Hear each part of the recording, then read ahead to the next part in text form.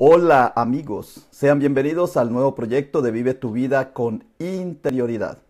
Hoy vamos a continuar el tema de los romanos, de la cultura romana, que es donde nace el cristianismo. El cristianismo nace en la cultura romana. El judaísmo nace en la cultura mesopotámica, en la cultura de Babilonia. Y el cristianismo nace en la cultura romana. Lo que pasa es que la cultura romana está muy emparentada en ese momento con el judaísmo y con los de Egipto, los egipcios. Y por eso vamos a ver todo el tejido maravilloso, hermoso de la religión cristiana, del cristianismo como movimiento, como pensamiento, lo que hizo el cristianismo, lo que ha hecho hasta este momento, en 20 siglos. Por lo que ha pasado, yo digo que no hay historia más hermosa, más compleja, no simple. Entre lo simple y lo complejo hay una concepción muy diferente, muy distinta. Una cosa es simple, 2 por 2, 4, pero ya una ecuación ya se forma un poquito más compleja. Pues así es el cristianismo. El cristianismo es mucho más complejo que la religión egipcia, que la religión de Mesopotamia, que la religión o el concepto de Dios de los griegos, de los romanos, del mismo judaísmo. Hay más complejidad. Y por eso es que hay tanto rostro de Cristo, hay tanto cristianismo. Por eso en este momento eso se forma toda una mezcolanza que nadie sabe qué es, de dónde viene. Alguien sale con una nueva moda y por ahí se va todo el mundo en el cristianismo, pero no hemos ido a las raíces, a las bases. Ahora, del cristianismo, ¿qué es lo que me interesa a mí enseñarte? La vida espiritual. ¿En qué parte del cristianismo está la vida espiritual? ¿En qué parte de los egipcios está la vida espiritual también? De eso es que vengo hablando. ¿En qué parte de la religión de Babilonia, de esa concepción que ellos tienen, está la vida espiritual? ¿En qué parte de los musulmanes, del Islam, está la vida espiritual? Del Buda. ¿En qué parte de ellos está la vida espiritual? Mejor dicho, vea, vamos a ver si soy más claro. ¿En qué parte de esas religiones está la respiración? Es eso lo que les voy a decir. Porque ya tenemos claro que vida espiritual es respirar. Tú dejas de respirar y ya se te acabó la vida espiritual. Y eso está bien claro en la Biblia. En el judaísmo o en la Biblia, en el Antiguo Testamento es ruaj, aire. Sopló y fue un ser viviente. Y en todas las culturas, espíritu es lo mismo, es aire. Para los egipcios, para los romanos, para los griegos, para los persas, para los hebreos, para todos es aire. Pues mire que lo primero es ruaj, es aire, y lo último es neuma, en griego. Espiritualidad es respirar. Espíritu es respirar. Ahora, como tú lo haces, pues ahí es donde tienes tu bendición o maldición. Si tú no respiras bien, pues no estás bien. Entonces, ¿qué es la vida espiritual? La vida espiritual es vivir de acuerdo a la voluntad divina, a lo que nos infundió la divinidad desde el principio. Vida espiritual es hacer la voluntad de Dios. Pero como tú no sabes cuál es el Dios, no es que tú a veces confundes el Dios con la religión. Entonces, la religión de moda, entonces tú te vas por ahí. Mucha gente se convierte a los musulmanes. ¿Por qué? Porque está de moda. Mucha gente empieza a ser budista porque está de moda. Pero no sabe cuál es la voluntad de Dios para tu vida. Eso es lo que tenemos que descubrir, cuál es la voluntad de Dios. Y el cristianismo se fundamenta en hacer la voluntad de Dios. Eso está ahí claro, lo del cristianismo.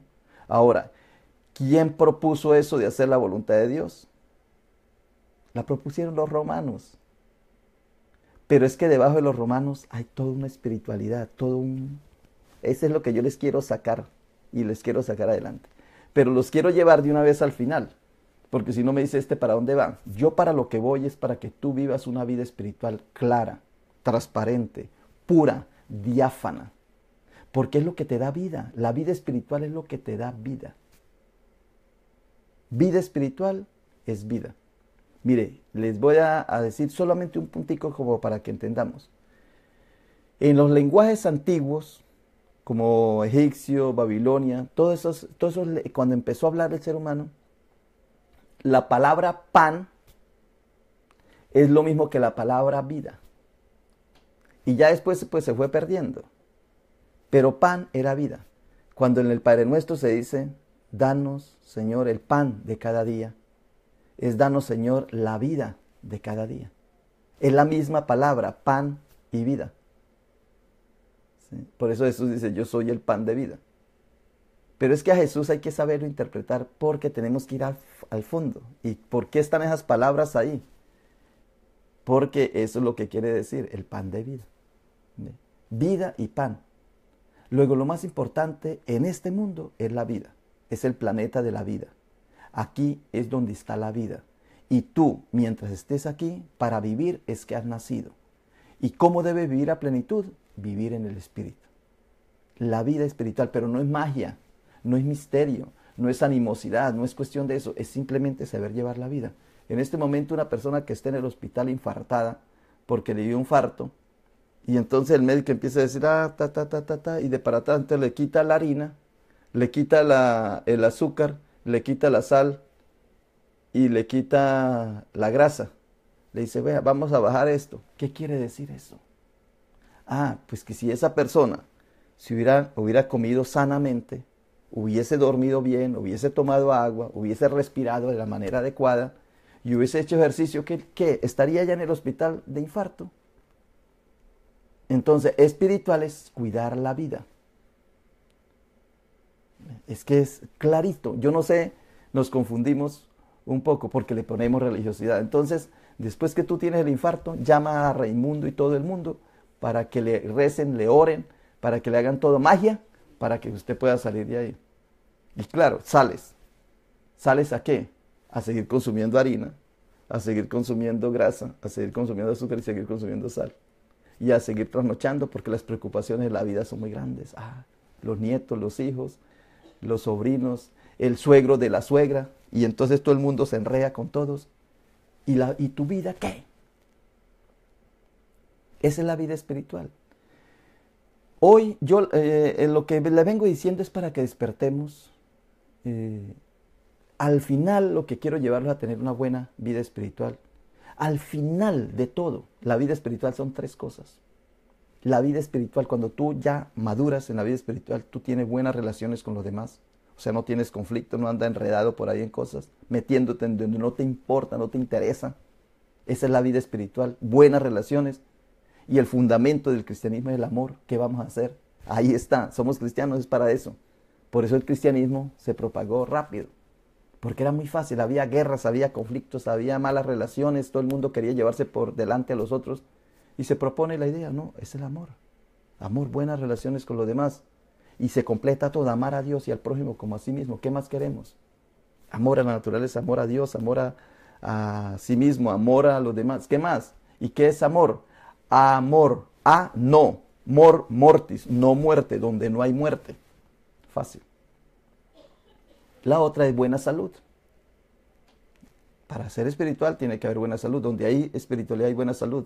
Donde hay enfermedad fue porque se careció de una normatividad espiritual. Y tercero, autosuficiente. Tú no tienes por qué cargar con cosas que te hacen daño, que te malsanan la vida.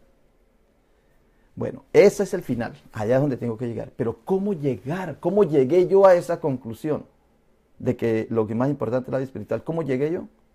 Porque tú puedes llegar a eso, pero por religión. Porque vas mirando. Pero ¿cómo llegué yo por eso? Pues estudiando, leyendo, mirar de dónde viene la humanidad, descubriendo todo. Y al final uno se da cuenta que hay un hilito, un caminito. Que aunque la gente se pierda por allí, se salga, hay un hilito desde que empezamos, desde que empezó la humanidad hasta el final. Es un hilito conductor, un hilo conductor de la humanidad. Y el hilo conductor es la vida espiritual. Por eso les hablo de esto. Y no me he salido del tema. Pero quiero hablarles, por ejemplo, del cristianismo. ¿Por qué confundimos la religión cristiana con la espiritualidad? Ya les voy a decir. Entonces, ya les hablé del egipcio, de la religión egipcia, que es fundamental para la vida espiritual. Recuerda que el egipcio era vivir bien, porque eran los dos signos, el flagelo y el báculo, en donde la vida, la religión, la espiritualidad, todo lo que fuera de Dios estaba relacionado con la naturaleza. Y después vamos a ver que el cristianismo vuelve y retoma, por eso todas las parábolas y las enseñanzas de Jesús tienen que ver con la agricultura. ¿Por qué? Porque están emparentados con esa misma religión, la egipcia. ¿Por qué no pone temas de la carpintería si Jesús era carpintero? Lo ponen como carpintero hablando de agricultura. Porque quien escribió el texto no tenía nada que ver con la carpintería, porque quería ver donde hay vida, y donde hay vida es la naturaleza. Bueno, pero me adelanto, yo siempre me adelanto con tal de llevarte, de animarte, de que tú no te confundas. Mi idea es que no te enredes, sino al contrario que te desenredes. No es complicar lo simple, al contrario, es descomplicar lo complicado, porque esto es un enredo. Tú vas al culto, tú ahorita solamente te vistes y agarras para el culto y lo que el ministro diga. Como decía ayer en el testimonio la hermana Diana, que en Cuba no tienen Biblia, entonces lo que el ministro diga, ellos siguen por ahí por ese camino. Mire qué responsabilidad tiene el ministro, para que no empiece a hablar disparates, tonterías. Muy bien, voy a pasar ya al tema que les vengo diciendo. Hoy les estoy hablando de los romanos porque llegué hasta ahí, vea que yo hice el recorrido egipcio, Babilonia o Mesopotamia o los persas, como los queramos llamar, son esa región, son los mismos, los de Irak, de Irán, los que están ahí. Fui a los griegos, ese triángulo que hay ahí, Egipto, Babilonia y los griegos, y ahora llegan los romanos y reúnen todo. Todo lo reúnen, eso es muy, muy importante saberlo. Y eso nos aclara muchísimas cosas. Yo por eso predico con libertad el Evangelio. Porque ¿para qué estoy yo? Para predicar el buen Evangelio. ¿Qué es Evangelio? Buenas noticias. Entonces mi interés es llevarles buenas noticias. Fácil, como ministro. Muy facilísimo para mí, porque yo como ya tengo todo el entendimiento global, entonces ahora sí sé, como la abeja tiene todo el entendimiento global, sabe hacer la miel. Como la hormiga tiene todo el entendimiento global, sabe oxigenar la tierra. Y como yo tengo todo el entendimiento global, sé cuál es mi papel en este mundo. Y lo que quiero es ayudarte a descubrir el tuyo. Porque es un error gravísimo, porque como somos racionales, no nos interiorizamos, no hablamos de la vida interior. Muy bien. El romanismo, lo romano, la cultura romana, en la cultura romana, dentro de la cultura romana, es donde nace el cristianismo. ¿Quién crea el cristianismo? ¿Quién lo crea? Lo crean unos personajes judíos que se han vuelto romanos. Ahí es donde nace.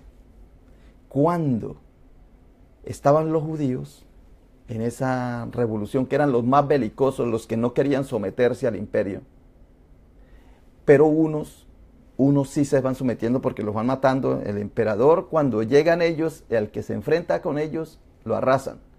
Y al que no se enfrenta, pues lo aceptan. Entonces, estos personajes, que ya les voy a hablar dentro de poco, ya les voy a decir, es Flavio Josefo, es uno que primero era Josefo y luego se convirtió en Flavio, y Julio Alejandro, ese es importantísimo. Esos dos personajes creían el cristianismo, de ellos nace esa visión. ¿Por qué? Porque son judíos, Mesías. Y a los romanos les convenía en ese momento, como estaban emparentados con Egipto, volver al original, a la esencia de lo que es el ser humano. ¿Cómo gobernar mejor? Gobernarlo con un solo Dios. Convenía en ese momento, porque existía el politeísmo, aunque en el politeísmo siempre hay un Dios supremo. Pero hay muchos diosesitos por aquí abajo. Entonces ahí es donde ellos querían volver, porque para que Roma tuviera poder, todo el mundo tenía que aceptar el emperador. Y en Egipto el emperador era el hijo de Dios. Y ya en el Imperio Romano, hacía siglos, muchos siglos atrás, ya el emperador era el hijo de Dios. Luego a ellos les convenía eso. Claro, seguir sosteniéndolo. Pero debajo de todo eso, pues está la espiritualidad, que es muy buena, que es un mensaje muy bueno. Pues el mensaje es ideal para la vida, que es lo que queremos al final de todo. Muy bien, para allá los voy a llevar, pero tengo que hacerles la historia. A mí me encanta la historia, en todos los sentidos. Yo donde llego empiezo a hablar, aquí por ejemplo del río, yo ya sé la historia de San Felipe, la historia del río, yo la pregunto a la gente. Porque me pregunto, bueno, ¿y por qué está ese palo ahí? ¿Por qué está esta columna acá? ¿Por qué está ese puente allá?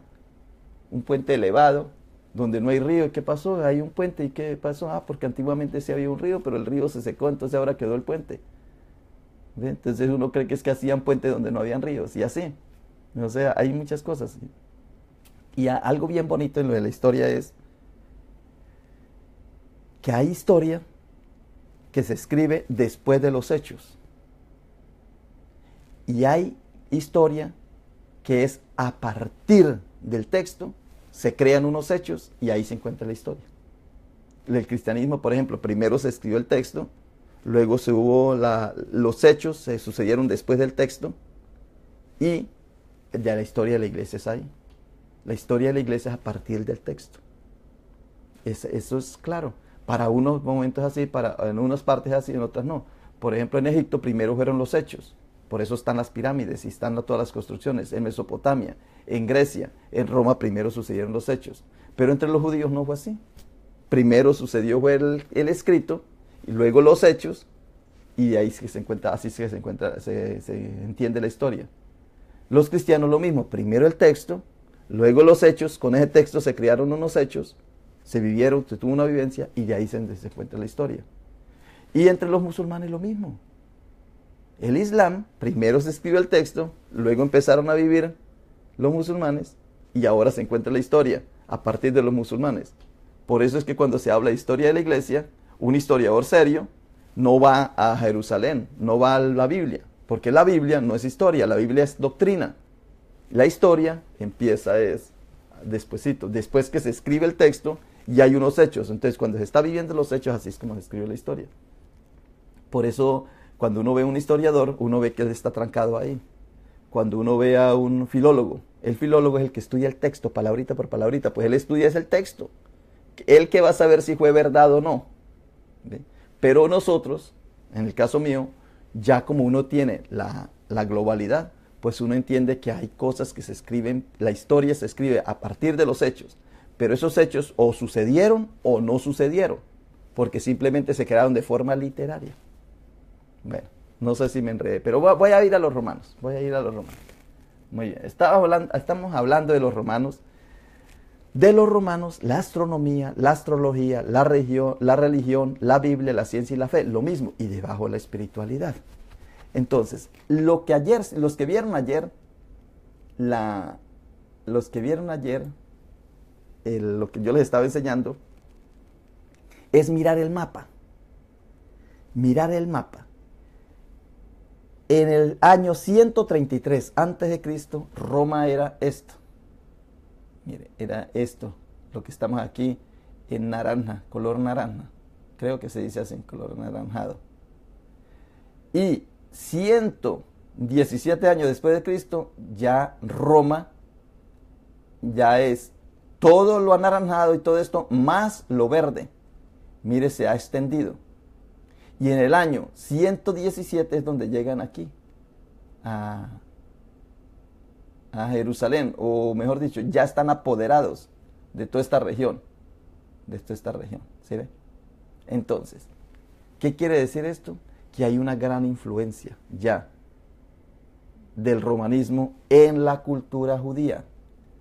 Porque eso es otra cosa. Cuando llegan los judíos, todavía no he hablado de Canaán, cuando llegan los judíos vamos a ver ese territorio, solito este territorio lo vamos a ver, para que entendamos el Antiguo Testamento. ¿Por qué nos interesa el Antiguo Testamento? Porque es que nosotros nos apoyamos en el Antiguo Testamento para decir que lo que se dijo en el Antiguo Testamento, en Jesús o en Cristo, se cumplieron las profecías. Entonces tenemos que ir allá si queremos conocer un poco. Muy bien.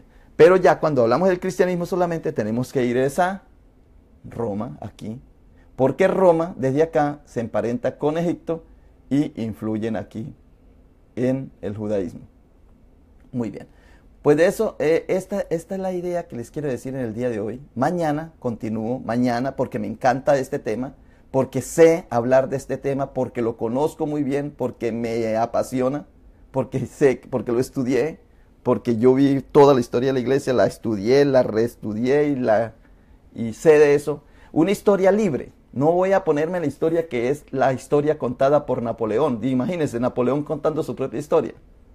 Pues claro que él va a contar todos sus milagros y no sus pecados. Entonces yo no, yo soy de una manera libre. ¿Libre por qué? Porque me siento externo, me soy capaz de salirme. Aunque soy cristiano, creo en Cristo, sé que es mi Salvador, mi Señor, mi Redentor, mi Rey de Reyes, Señor de Señores, pero cuando me salgo soy capaz de decir, aunque mi mamá, mi abuela, mi tatarabuela fueron esto, yo nazco de ellos, las amo en profundidad. Y hago un paréntesis, feliz Día de las Madres en el día de hoy. Hoy es 14 de mayo, creo que en Colombia también en algunas partes lo están celebrando, en México lo celebraron el 10 de mayo, pero hoy aquí en Estados Unidos hago una oración sincera y real por el sentido que tiene la maternidad, porque soy devoto del maternaje. Yo siempre digo que si la sociedad se volcara otra vez con el maternaje divino, entenderíamos el cristianismo de una manera más clara. Pues felicitación a la madre. Bueno, hice un paréntesis, pero quiero volver otra vez al tema. Entonces, como lo sé y no niego mis raíces, entonces soy capaz, soy libre. Conoceréis la verdad y la verdad os hará libres, dice Jesús. En cambio, el que la niega, pues va a ser esclavo.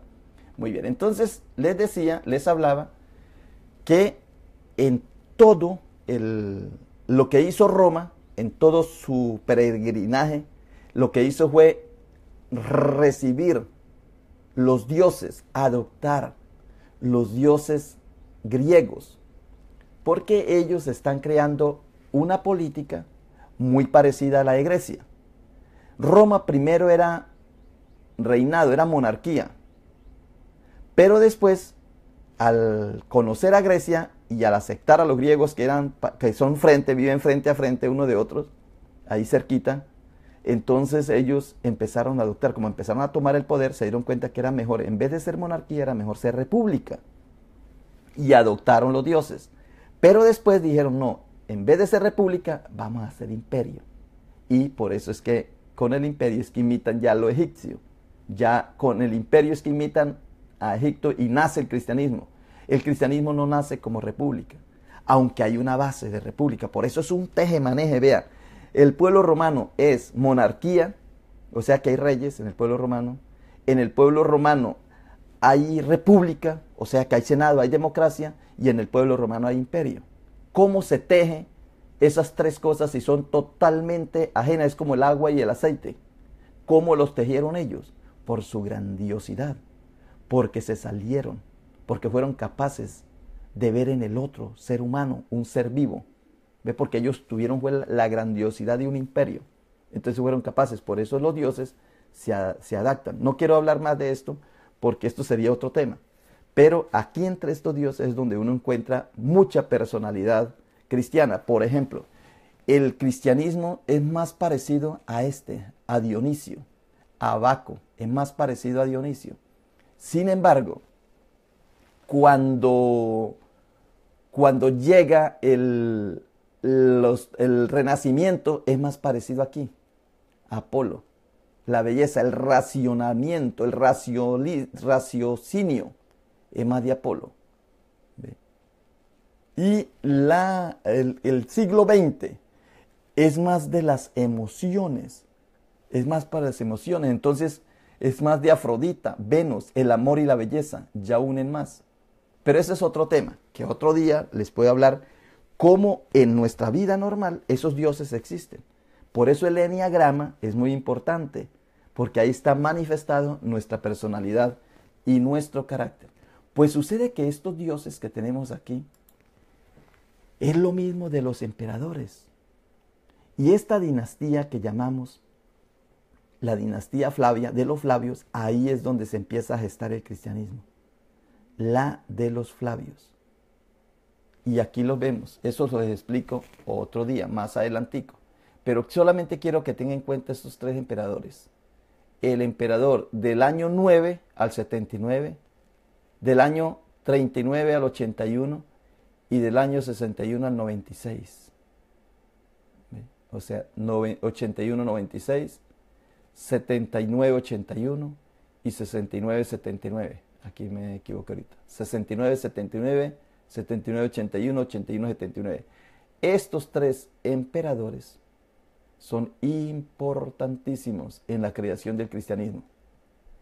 Después voy uno por uno. Solamente les quiero presentar es a nivel general. ¿Por qué ellos, qué hicieron ellos? Ellos lo que hicieron fue adoptar el imperio a la realidad, a lo que se necesitaba en ese momento. Vespasiano, Tito y Domiciano. Ahí están los tres muy importantes. Y después les explico cuando me vaya por los emperadores para entenderlo del cristianismo. Muy bien. Ahora, ¿cuál es la tesis mía? La tesis mía es la siguiente. Que una religión, por trabajo de los ministros, de los sacerdotes, de los pastores, de los líderes religiosos, no avanza tan rápido. No avanza. Para que haya avance de una religión, de un concepto de Dios, tienen que estar todos animados, entusiasmados por ese proyecto de vida. Como una nación, como un país. Cuando recuerda que en Estados Unidos querían ser federales o querían ser por estados aparte, o sea, querían ser la unidad de todos los estados o confederados. Y ganó lo de la unidad, y por eso Estados Unidos es un solo país en varios estados. Entonces, porque hubo una voluntad, ganaron unos y perdieron otros, por eso es política, por eso la religión lo tomamos como bueno o malo, que es lo mismo que política, perder o ganar. Perder es malo, ganar es bueno. O lo mismo de economía, escasez y abundancia. La abundancia para la economía es buena, la escasez es mala. Lo mismo la ciencia. Para la ciencia la muerte es mala y la vida es buena. Entonces, ese es un error cuando si uno se mete por ahí para ser espiritual no puede ser. Porque en la espiritualidad a veces la escasez es buena y la abundancia es buena. Depende de la voluntad de Dios. Para la espiritualidad, a veces la muerte es buena y la vida es buena. Por eso dice Jesús, quien pierde la vida la ganará. ¿Ve? Porque uno morir a algo es resucitar a otra cosa. ¿Ve? Entonces, lo mismo la política, perder o ganar. En espiritualidad, perder a veces es bueno porque se gana otra cosa. ¿Ve? Pero cuando metemos política, religión, economía y ciencia, entonces ya eso avanza muchísimo. ¿Cómo es posible? ¿Cómo se entiende que si un cristianismo que nace en este rincón, aquí, en esto, en muy poquitos años del cristianismo, se extienda por todo el reino? Mire, y a los poquitos años de empezar el cristianismo, ya vemos aquí a Severo, ya vemos por aquí a Ireneo, ya vemos por aquí a Clemente, a Justino, a Hipólito, ya vemos por aquí a Orígenes, a Eusebio, a Epifanio, ya vemos por aquí a Clemente, a Cirilo, ya los vemos grandes personajes, Ignacio, Gregorio,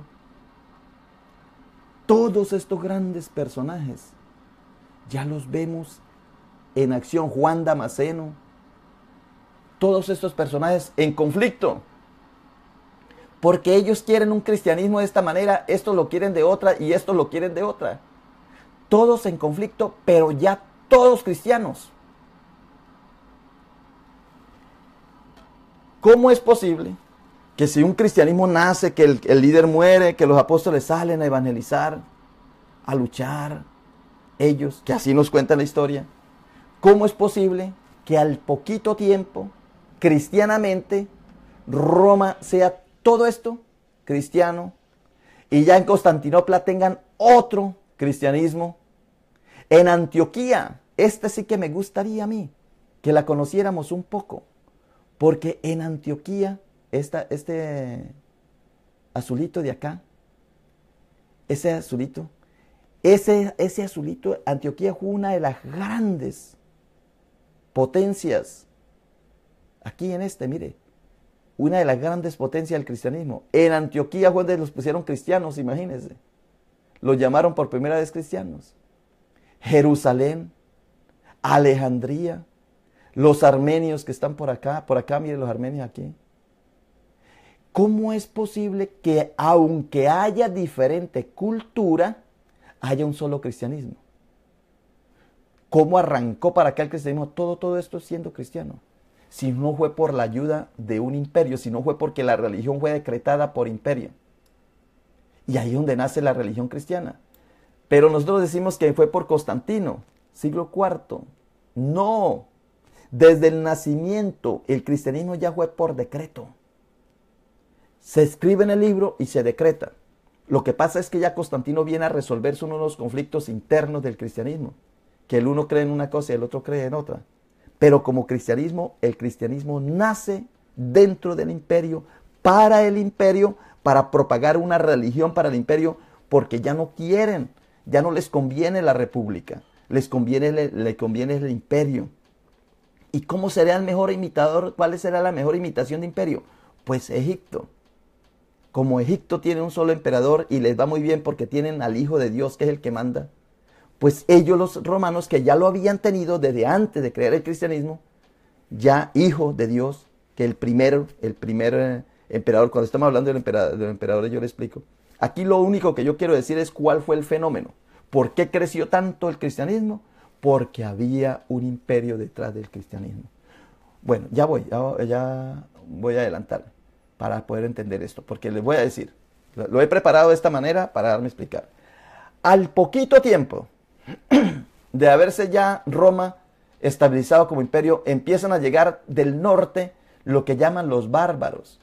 Todos estos personas que vienen en busca de comida porque aquí hay mucha comida y ellos allá por el frío y porque no tienen muchas posibilidades, entonces vienen a buscar al imperio, donde está la comida, como a Estados Unidos, vienen a buscar porque aquí hay mucha comida. Entonces venimos a eso. No nacimos aquí, pero ahora estamos acá. ¿Por qué vinimos? Porque es mejor aquí que allá. Ah, no, yo estaba mejor allá. Sí, pues ¿por qué te viniste? Pues así, ¿por qué se vinieron ellos? Mire, pero el pueblo que venía llegando desde allá a atacar a Roma, a querer abolirla, al poquito tiempo todos eran cristianos.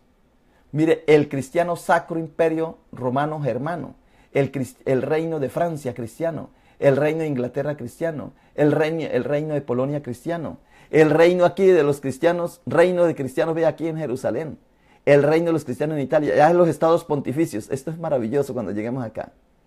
Todo esto, mire, el reino, todos eran ya reinos.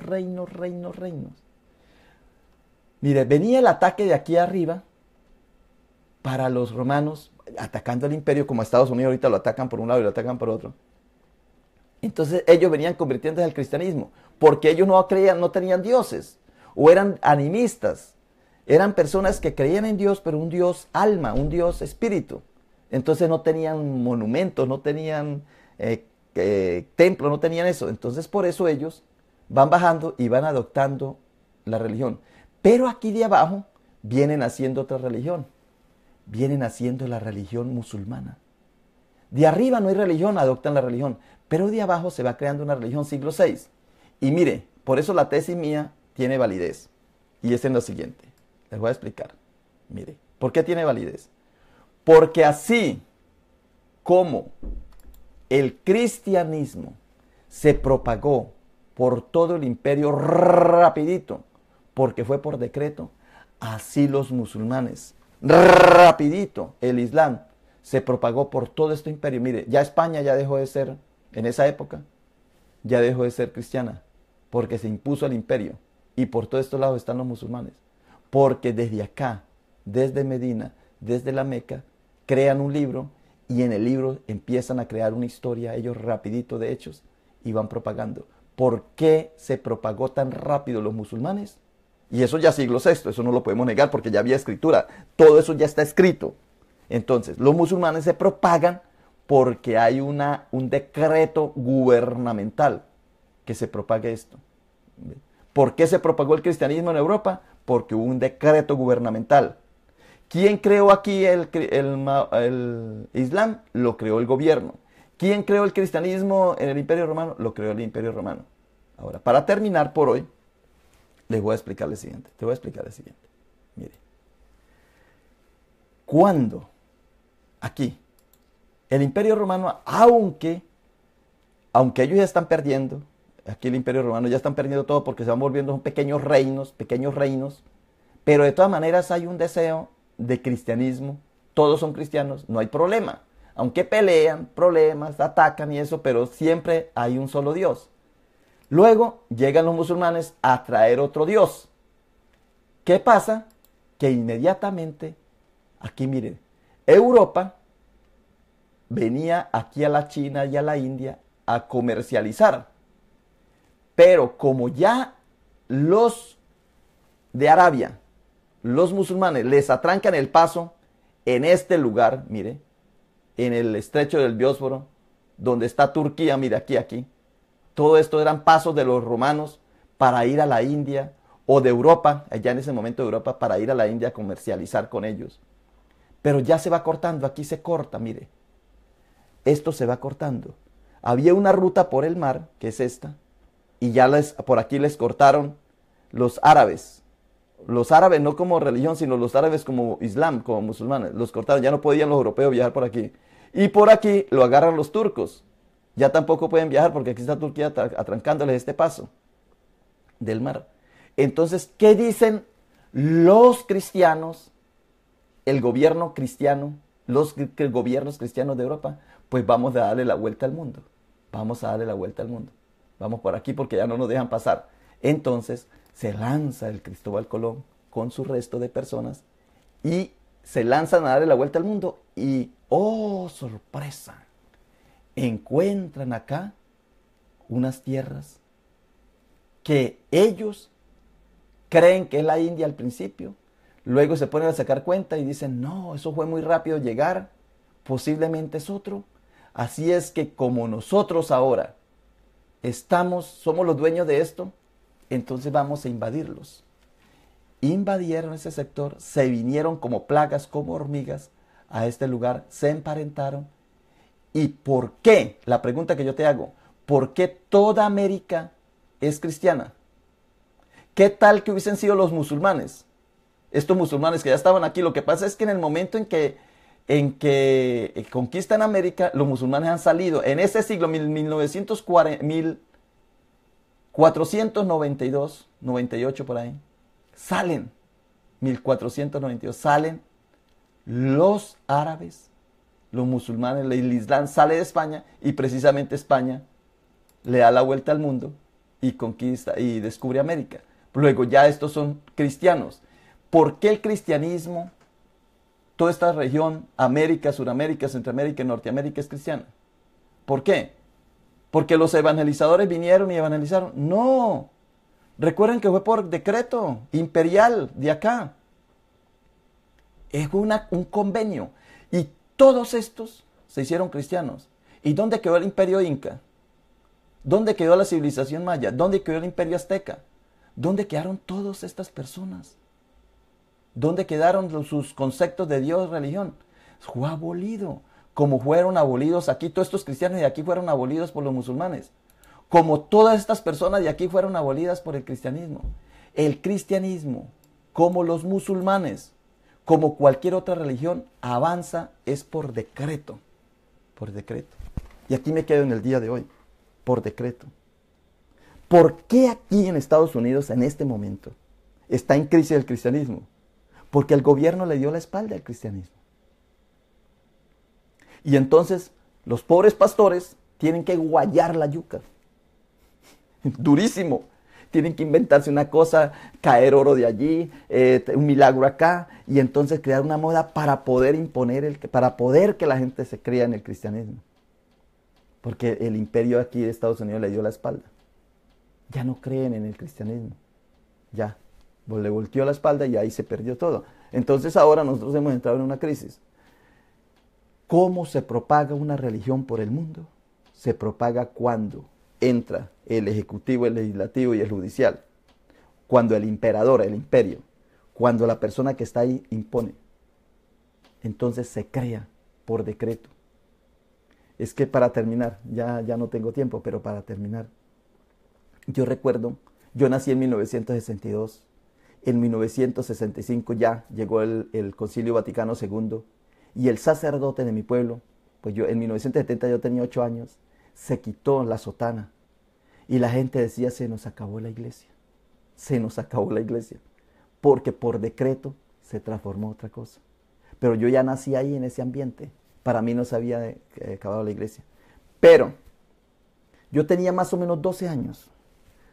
Tuvo que ser que el padre predicó que ya no era obligación ir a la misa, porque recuerdan que nos llevaban formados. Los domingos teníamos que ir a la escuela, bien formaditos con corbatica y vestidito, y teníamos que ir a la escuela, nos formaban y de ahí para la iglesia, para la misa.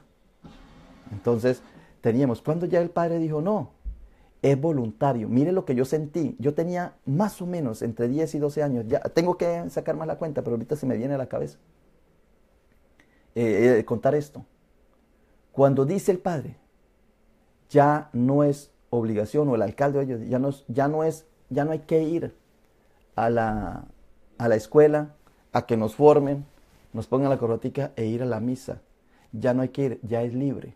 Mire, cuando dijeron ya es libre, yo, Ricardo, sentí como si me hubieran quitado la vida.